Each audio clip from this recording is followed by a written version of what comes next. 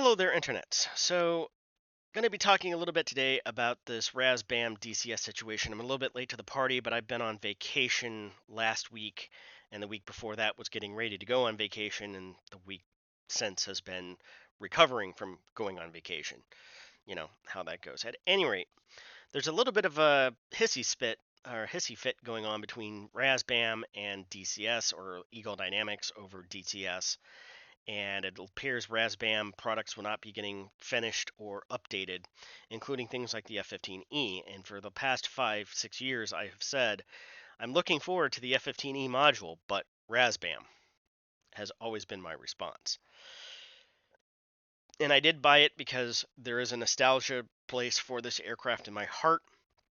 The F-15 program, the F-4 program, the AV-8B Harrier, and the F-18 programs were the programs that put a roof over my head, food on the table, and paid for my college education, and frankly now affords us the luxury of being able to do things like Disney cruises, which we just got back from. All thanks to these programs, because my father was an executive at McDonnell Douglas, and he spent 24 years of his career over to the Electronic Systems Company in St. Charles back before that building got bulldozed probably 20 years ago at this point. Um, and they built things like the heads-up display for the F-15 and all the wiring bundles and the simulators. And it's kind of a couple of unique things because I'm officially now kind of retired from the IT world.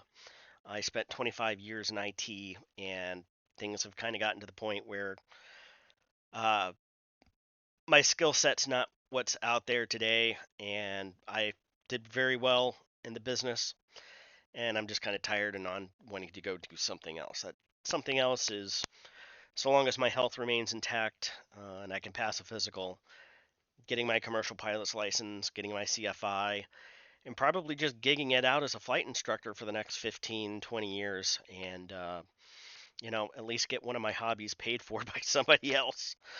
Uh, I have no interest in flying cargo, certainly no interest in flying passengers. That being said, if like a job at a local firm would come up where you're flying like a Cessna 206 to deliver parts for construction equipment or agricultural equipment or something like that, people need parts in a very time sensitive fashion, something like that. That doesn't sound like a bad idea because I still got about 15 years before my daughter graduates from high school. So we're going to be keeping a pretty regular school schedule for the next decade plus. But at any rate, let's get into talking about the spat. Something that has been a very big concern of my friends and I since about 2019 is just looking at the model in which ED chose to monetize DCS even appeared to us back then to be unsustainable long term. Because what is happening is they're literally robbing Peter to pay Paul in terms of technical debt.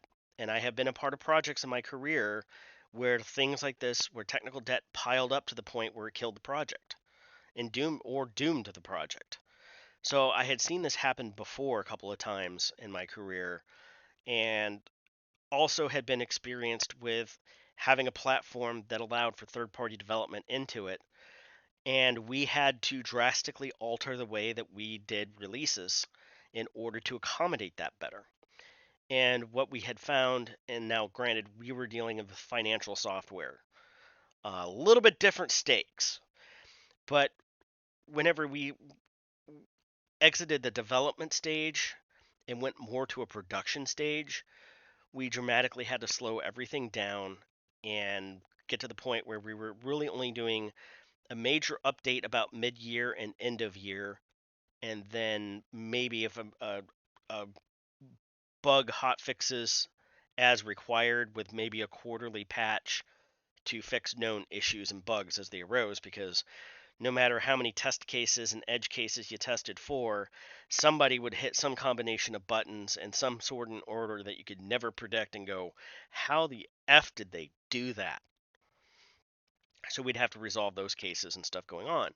But, if we had maintained our once a month update, every 2 week update, whatever, it would have killed any third-party development for what we had been working on once we developed our APIs and all that stuff that we could give a SDK to others to develop and extend our platform. So I have a little bit of experience in this. And I was seeing them going down this path where they admitted that the reason why they released these bare bones early access modules is because if they didn't, their cash flow would dry up and they would be out of business in very short order. Something that a lot of people don't understand is not profitability that kills businesses, it's cash flow or lack thereof. I have seen several profitable businesses go out of business because just the timing of when money needed to go out the door is not when it came in. And the smaller, more niche of a market you're in, the much more likelihood of that happening. Uh, now this year I'm taking off and dealing with a lot of stuff with the farms. I have about 160 acres of farmland. My dad had several hundred, and I'm looking at probably buying another 160 acres here before the end of the year, and talking with attorneys and CPAs that are attorneys or attorneys that are CPAs. It's been recommended that I put all of that stuff into its own LLC instead of being in trusts, and I'll spare you the details on that. But um, that happens in the farming business a lot because, like, you don't get to spend last year's crop until next year. So you don't get to spend the money you earn for the crop of 2023 until 2025. And the reason for that is I've gotten a check. Let's see here. I got a $25,000 check for soybeans one week, and literally 2 weeks later, I had written an $18,000 check for fertilizer. And that's just kind of how things go. In fact, I'm expecting a rice check as soon as they haul the rice here in the next week, 2 weeks, 3 weeks. But in the meantime, I've written another $2,500 in chemical costs. So once this growing season is over, and whatever it produces is in the bin, and then insured and all of that good stuff, then I can spend that money from last year on a new roof or investing it, or more likely stashing it away in a savings account to pay taxes next year.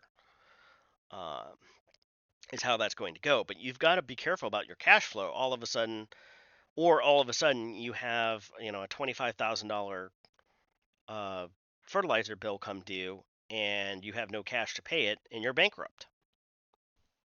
That's just how that kind of plays out. And the same thing is kind of happening here.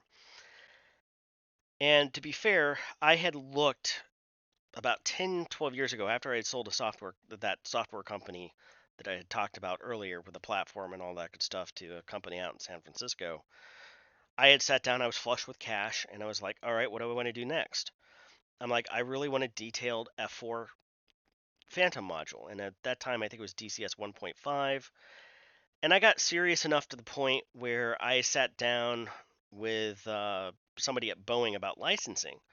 And they're like, oh, we'd love to get you flight data and all this stuff, and we'd be 100% behind their project and everything. But all that data is still classified because Iran.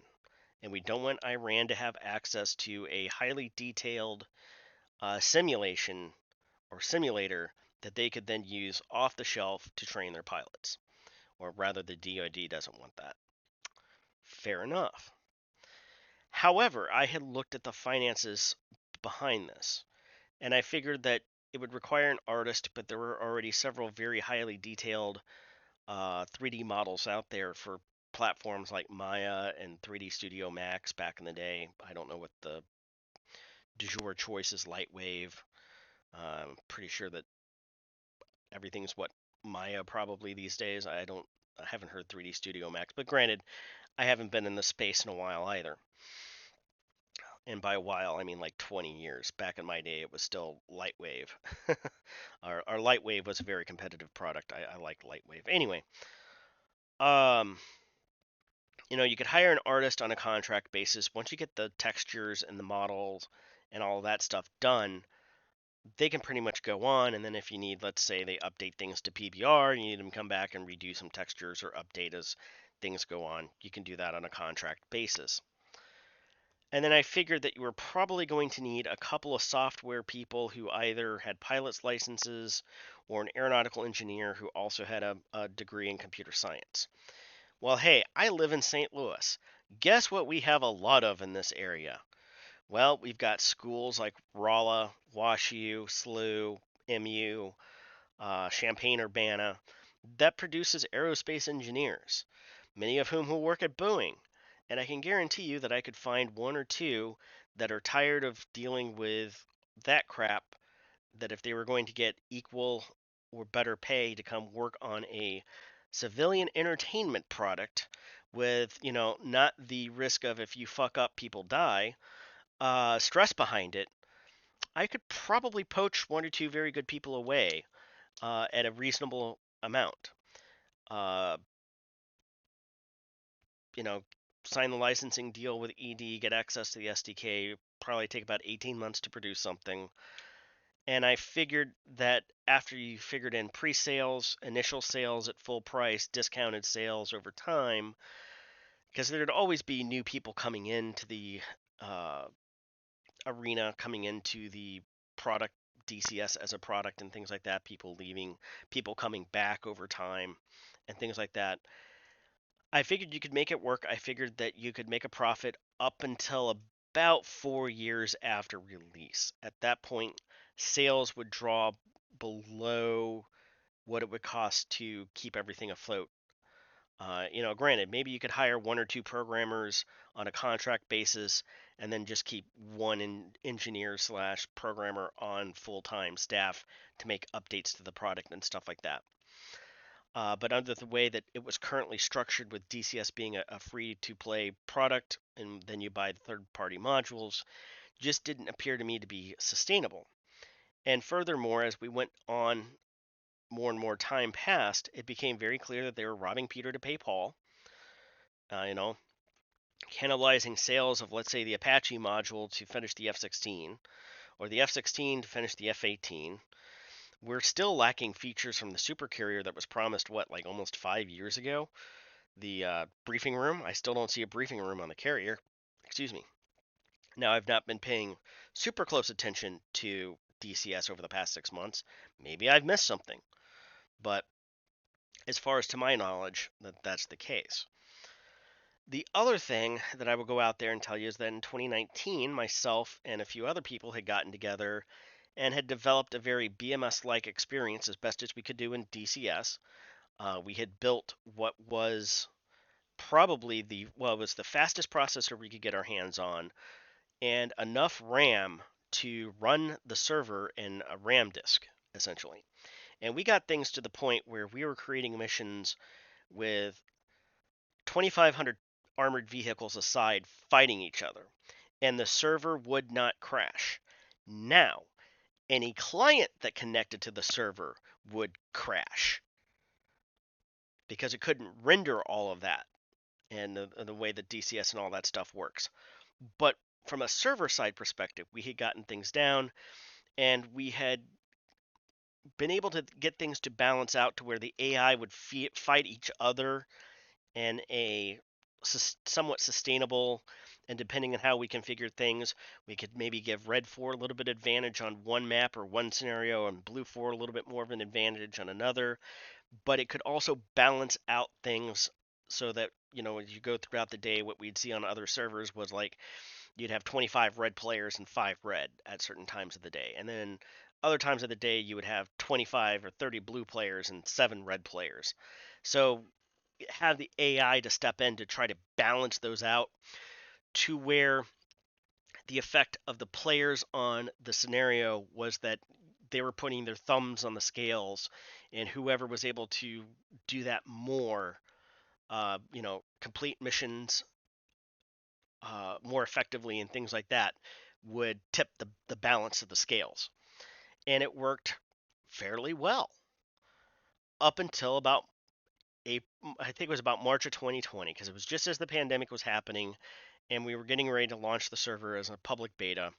And then DCS made an update that broke a whole bunch of crap. And it took them the better part of 2020 to get it back into a playable state again. And by that point, enough craziness was going on in the world that I had other things to do and deal with. Elderly parents, wife working from home, my projects in the IT world drying up for a year basically. Um, had stuff had stuff to take care of. And then I just never got back into it. I even though today now the warehousing APIs that we were severely lacking, I had figured out a way to do it around the warehousing APIs, basically built our own warehousing system uh, and the programming language. But at any rate, uh, it got kind of COVID-sided, I guess, is the best way of putting it there. So I have a little bit of experience with DCS under the hood, at least what is publicly available to us via the Lua scripting engine, uh, which is enough that now with access to the warehousing system directly, uh, we probably I could probably pull this off. Um, I don't know if there's going to be any great interest there, but this seems like it was always going to happen in the way that it was financed. Now, how would I fix this? I would fix it in a way that would really piss off a lot of the community, but it's the only way that I know of a flight sims to be sustainable over time from a financial perspective. And this is the model that Flight Simulator uses. This is the model that FS or X-Plane uses, and that is you have your core product, X-Plane version 11, 12, 13, whatever. You charge $60 for it, maybe $30 for an upgrade if you own the previous version. But you put that out every 3 to 4 years. Then you don't do major updates except for maybe at most once a quarter, probably twice per year, with a quarterly bug fix and hot fixes if there's something disastrously wrong that's found. All right, that gives your third party developers plenty of time to update. Also, it allows them to take older modules and say, all right, well, you bought MiG 19 for DCS version 2. We're now on DCS version 3. The MiG 19 is deprecated. And then if they want to port it over to version 3, then maybe you need to pay $10 or $15 to upgrade it. Well, that gives that third party, as well as the DCS Ecodynamics itself, an influx of some cash in order to offset the costs of maintaining it over time.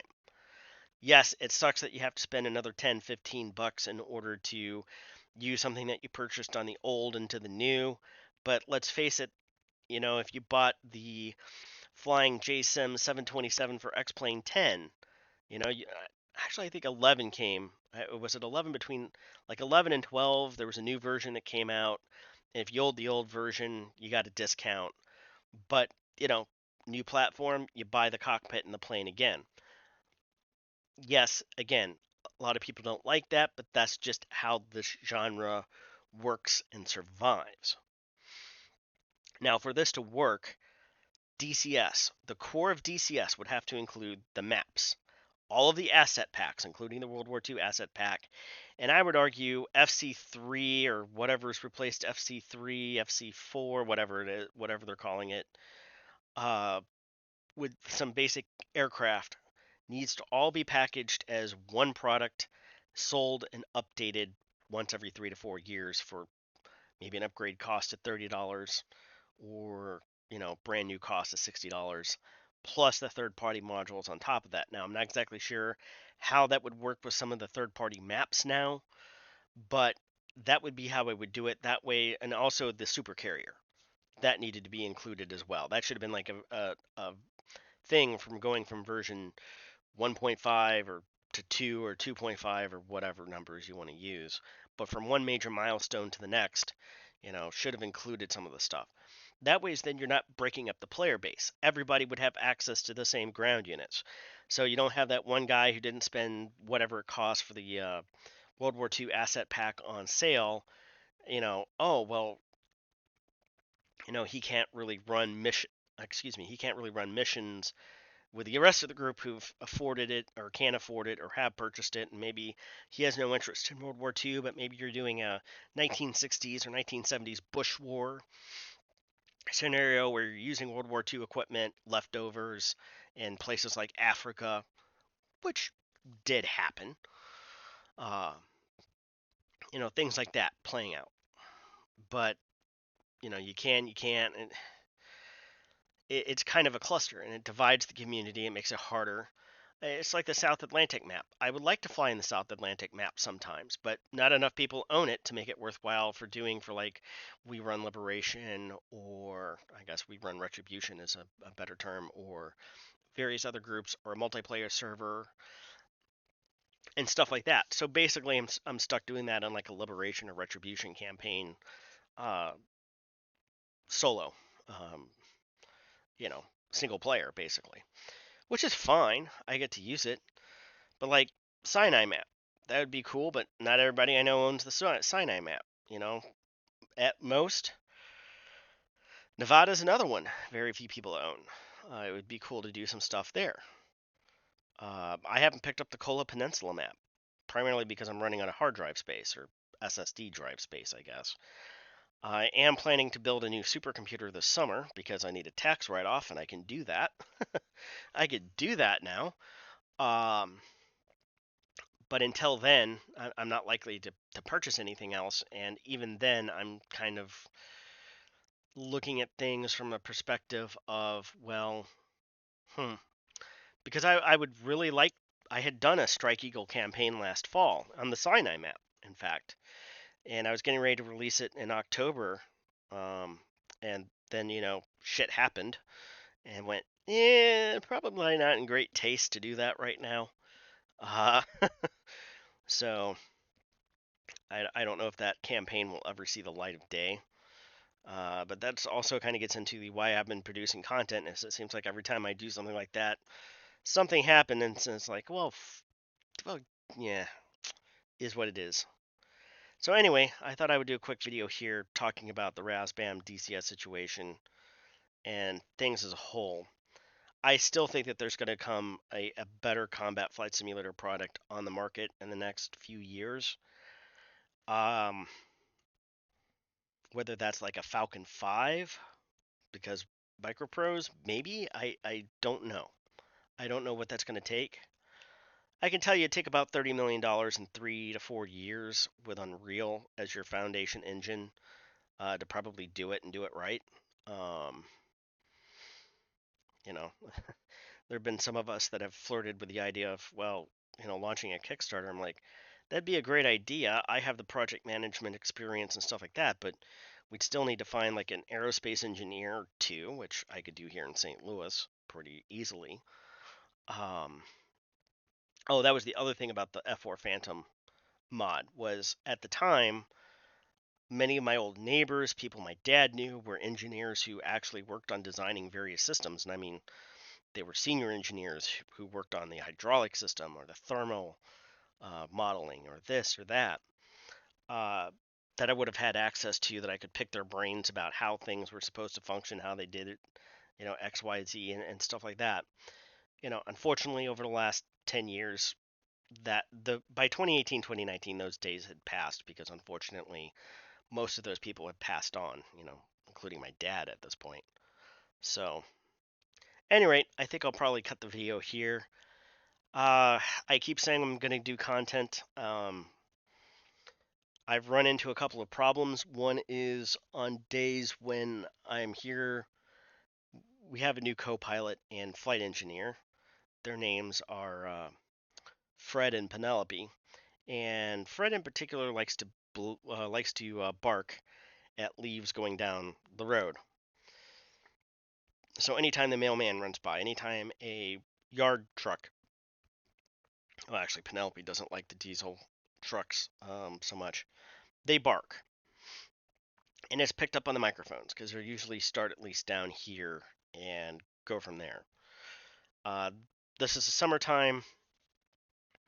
There are going to be some weeks when the little one is at camp all day. I might be able to get some stuff done. There are other times where she's not. Like next week, I don't think she has anything but swimming lessons in the evening.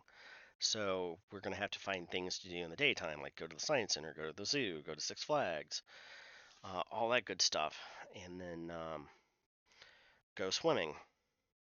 In fact, as soon as I finish up this video, we're going to be getting swimsuits on and going up to the community swimming pool and using our swim passes for the first time this year.